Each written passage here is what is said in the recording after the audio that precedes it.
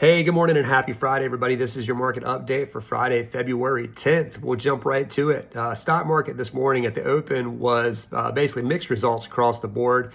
Dow initially opened up about 12 points. NASDAQ and S&P 500 both opened down slightly on the day. Since then, the Dow has rallied a little bit, up currently about 120 points.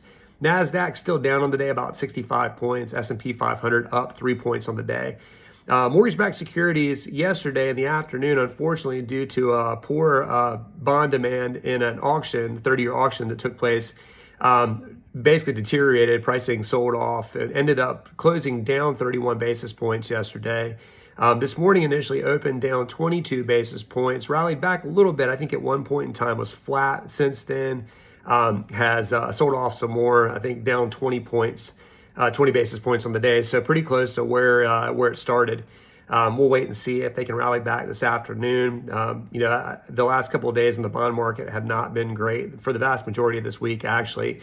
We've lost probably over 100 basis points in mortgage pricing since the end of last week when that better than anticipated employment report number came out. So interest rates, even though the Freddie Mac report that came out yesterday afternoon, and I'll touch on that in a minute, showed that interest rates just ticked up very slightly. I would anticipate that if you compare pricing from last Thursday afternoon to today, that mortgage rates are about 1/4 to 3/8% worse across the board in most cases.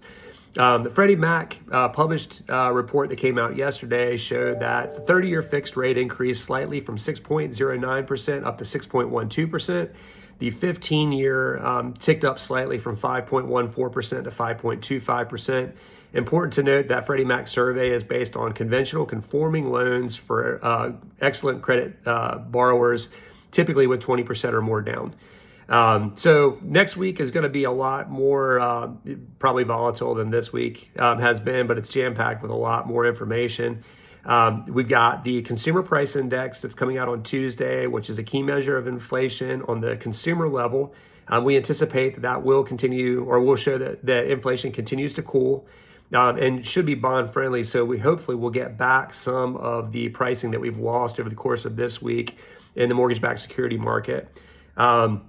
Also on Wednesday, retail sales numbers come out and the housing market index comes out. And then Thursday, we've got the PPI report, which is the producer price index, which is a measure of inflation on the producer or wholesale level.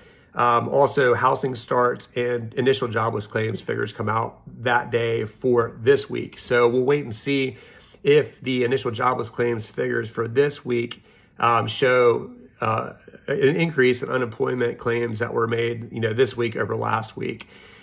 We will continue to keep you updated. I hope that you all have a fantastic weekend, and I will see you on Fun Day Monday. Bye-bye.